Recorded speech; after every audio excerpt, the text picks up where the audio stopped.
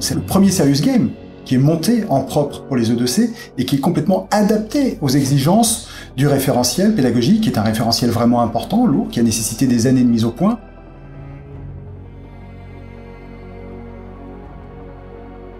Le rôle de l'E2C, c'est d'accompagner les jeunes en fait, qui sont éloignés de l'emploi vers une situation d'insertion sociale, citoyenne et professionnelle durable.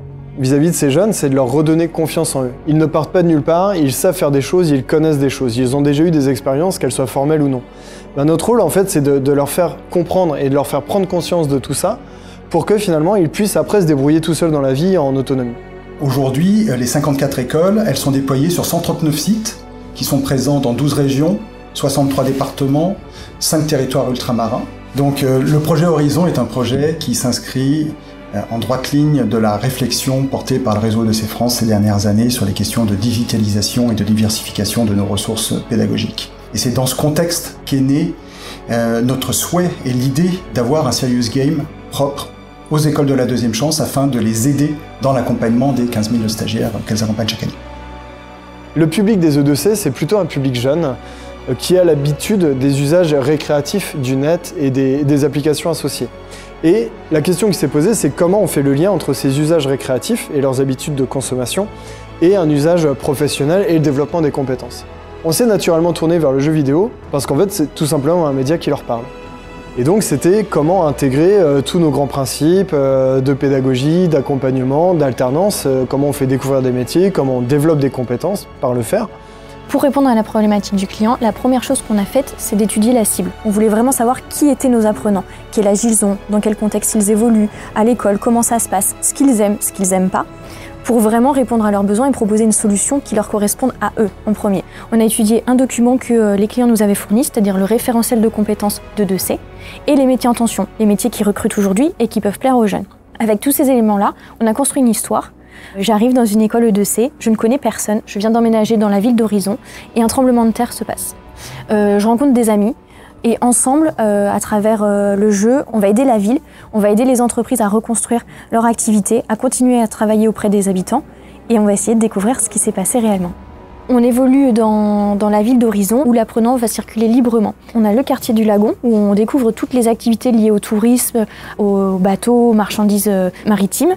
On a le quartier de la Canopée, où là on va découvrir toutes les activités qui tournent autour du bois et de la forêt, par exemple la menuiserie. On a le quartier des affaires, où on découvre toutes les activités tertiaires, autour de l'autonomie de l'apprenant, comment se rendre à la gare, les fast-foods, des choses comme ça. Et le dernier quartier, c'est le quartier résidentiel, où on va découvrir les métiers de la service à la personne, et puis tout ce qui touche aussi au quotidien des apprenants, faire des courses ou aller à la poste. Il nous a semblé absolument essentiel de développer toute une série à la fois de mises en situation, qui sont de l'ordre de la vie quotidienne ou de la vie professionnelle. Il y a plus de 80 mises en situation possibles, plus d'une cinquantaine de quiz, de textes à trous, de QCM, et puis également une zone multijoueur au sein de laquelle les stagiaires pourront à tout moment se défier sur plus de 250 questions qui vont porter sur des thématiques liées à la citoyenneté ou encore à la culture générale. L'idée, en fait, c'est de trouver des situations qui interpellent l'apprenant et qu'il puisse exploiter dans plein de domaines. Par exemple, on va aider un restaurant à faire ses recettes de cuisine. Comment je multiplie les recettes? La recette, elle est pour 6, mais moi, je dois faire pour 32. Qu'est-ce que je fais? Il y a une situation où on aide un transporteur à charger son camion. Quel EPI j'utilise? Comment je trace mon parcours? Comment je charge le camion en fonction des poids, comment je répartis le poids, comment j'indique que je suis arrivée et comment je me présente au destinataire. Donc là, à travers une activité, on va avoir un panel de compétences que je vais aborder et que je vais pouvoir transposer ailleurs. Par exemple les EPI, mais je vais retrouver les mêmes EPI à la menuiserie par exemple. Le soir, on fait un bilan tous ensemble, donc soit à la pizzeria, soit dans la chambre de l'apprenant. Le but, c'est de revenir sur ce qu'on a vécu la journée et c'est vraiment la réflexivité. C'est ce que j'ai appris aujourd'hui, comment je peux le transposer dans d'autres activités et quelle synthèse on peut en faire. Qu'est-ce qu'on a appris au final? Et ça, c'est vraiment une partie importante. On atteint un autre palier du référentiel de compétences des clients pour se rendre compte de ce qu'on a vécu et comment demain, je vais le transposer dans la vraie vie. Après la phase d'ingénierie pédagogique, c'est tous les métiers techniques qui se sont mis en parallèle. Donc on a l'UX UI Design qui a fait tous les différents écrans, les designers qui ont dessiné tous les dessins que vous voyez dans le jeu, le motion design pour toutes les parties vidéo, et puis toute l'infrastructure côté réseau, côté serveur, avec le développement de fonctions qui est dedans, ce qu'on appelle le back, et puis toute la partie front, hein, donc les développeurs Unity, évidemment tous les tests, ce qu'on appelle le recettage pour vérifier que tout est bien coordonné, tout fonctionne bien et qu'il n'y a aucun bug. Le jeu peut jouer sur toutes les plateformes, donc sur mobile, iOS ou Android, comme sur ordinateur, en navigateur web. Il y avait plusieurs défis techniques à réaliser ce jeu. C'est un jeu où on peut se balader sur une map, un peu à la Zelda, et aller prendre des quêtes. Donc c'est ce qui rend le jeu très sympa, mais c'est évidemment un défi technique avec le pathfinding notamment. Il y avait le multijoueur, pouvoir jouer à plusieurs en même temps et se rencontrer, se voir, faire des quiz ensemble. Et puis il y avait le volume, on est sur plusieurs heures de jeu, donc il faut que tout fonctionne et qu'il n'y ait pas de raté à aucun moment, quoi. Ce que je vous propose qu'on fasse, c'est de manière assez informelle, hein, enfin on est entre nous, que vous puissiez nous dire rapidement ce que vous avez pensé du jeu, ce que vous avez aimé, moins aimé, qu'est-ce que vous avez pensé de l'histoire, des personnages, est-ce que vous avez envie d'en découvrir plus?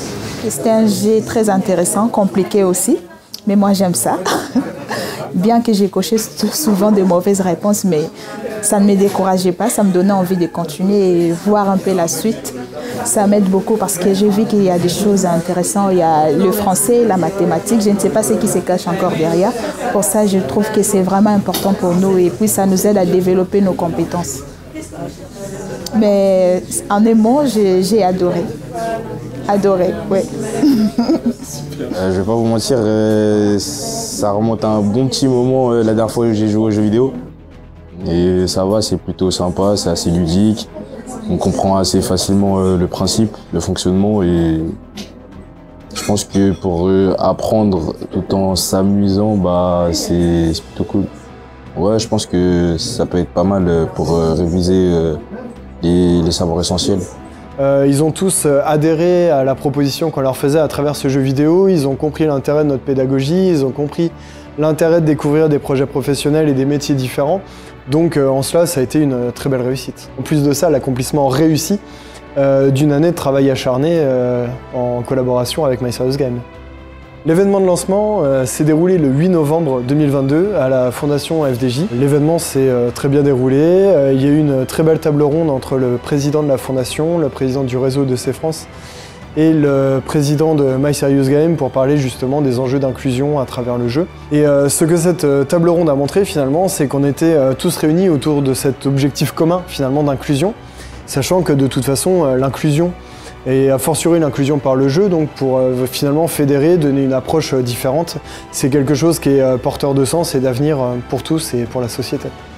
La Fondation de la Française des Jeux sélectionne des projets d'intérêt général et c'est pas seulement un jeu vidéo, c'est un jeu vidéo pédagogique, un serious game. Donc il nous a semblé important que la Fondation finance ce jeu qui bénéficie aux stagiaires École de la Deuxième Chance de toute la France. Au-delà de ses qualités intrinsèques, le jeu a montré aussi que c'était un levier, un fort levier d'échange et tous les jeunes se sont exprimés avec leurs formateurs. Il y a eu des discussions, il y a eu des échanges entre jeunes avec les formateurs et ça c'est aussi quelque chose de très très riche qui anime un collectif. Alors, je ne sais pas pour vous, mais moi ça m'a quasiment donné envie d'y jouer aussi. Ah bah très clairement, très clairement. C'est gagné. Sans aucun doute.